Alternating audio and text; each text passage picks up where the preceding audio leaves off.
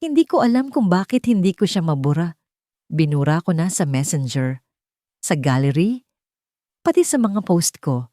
Pero yung mga alaala, parang matigas ang ulo, ayaw sumunod. Ang hirap, no?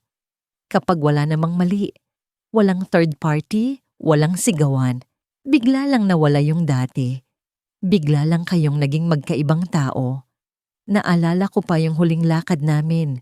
Tahimik kami. Hindi na tulad dati na may tawa sa pagitan ng bawat sulyap.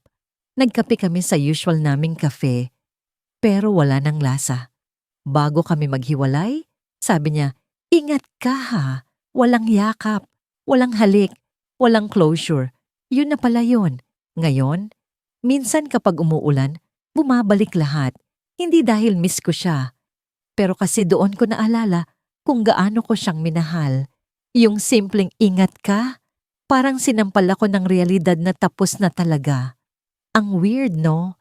Minsan, yung mga taong akala mong forever mong makakasama, sila pa yung unang bumibitaw. Wala naman akong gustong balikan.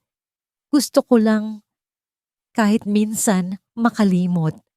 Pero hanggang ngayon, hindi ko pa rin kaya.